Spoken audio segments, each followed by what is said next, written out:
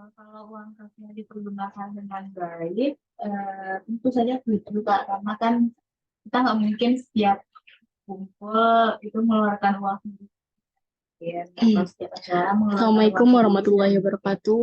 Baiklah, Nah, kami memang dari ada kelompok uang.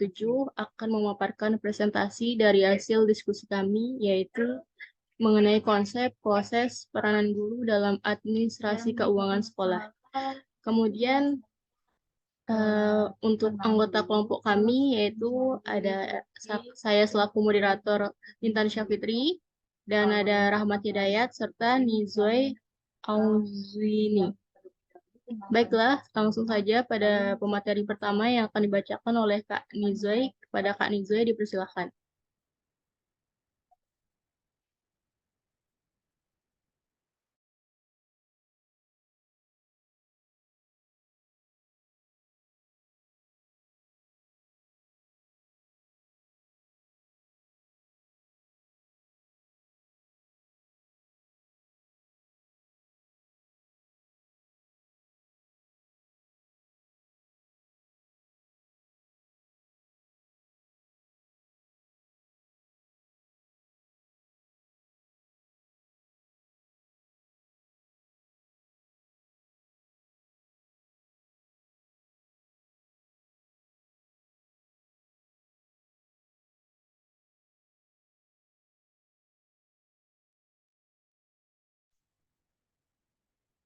Baik, terima kasih moderator.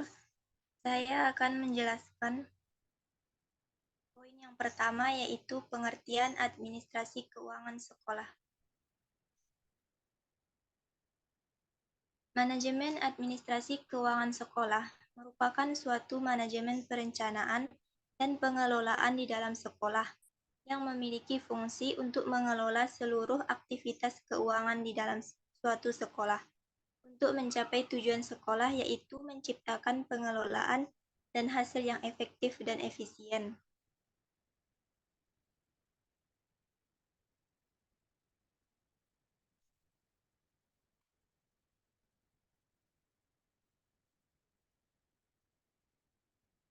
Kemudian poin selanjutnya yaitu sumber pembiayaan pada satuan pendidikan. Yang pertama yaitu dana dari pemerintah. Dana dari pemerintah yaitu disediakan melalui jalur anggaran rutin dalam daftar isian kegiatan yang disingkat DIK yang dialokasikan kepada semua sekolah dan biasanya disebut dana rutin.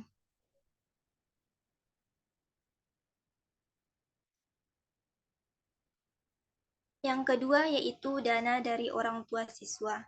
Dana ini dikenal dengan istilah iuran komite. Biasanya sumbangan yang harus dibayar orang tua siswa ditentukan oleh rapat komite sekolah. Komite sekolah uang kontribusi yang harus dibayar oleh orang tua setiap bulan selama anaknya menjadi siswa di sekolah tersebut, dan dana insidental yang dibebankan kepada siswa baru yang biasanya hanya 1 kali selama 3 tahun, yang pembayarannya diangsur. Sekian penjelasan dari saya kembalikan kepada moderator. Baiklah, terima kasih kepada Kak Nizu.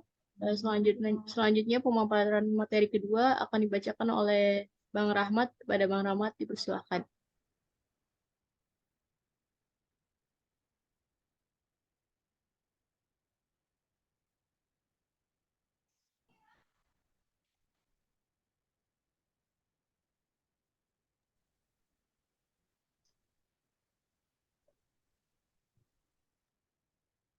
Pada Bang Rahmat dipersilakan.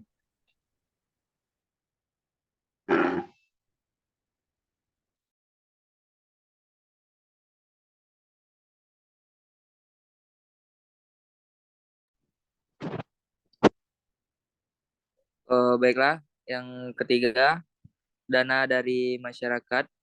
Dana ini merupakan sumbangan sukarela yang tidak mengikat dari anggota-anggota masyarakat sekolah yang menaruh perhatian terhadap kegiatan pendidikan di suatu sekolah.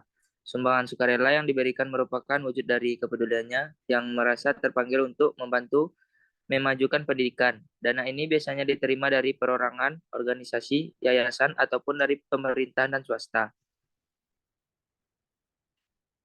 Yang keempat, dana dari alumni. Dana ini biasanya digunakan untuk membantu meningkatkan mutu sekolah, misalnya seperti buku-buku, alat, dan perlengkapan belajar.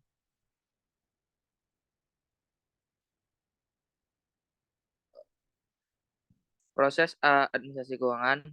Yang pertama, perencanaan. Perencanaan sekolah adalah salah satu proses untuk menentukan tindakan untuk menentukan masa depan sekolah yang tepat melalui urutan pemilihan. Dengan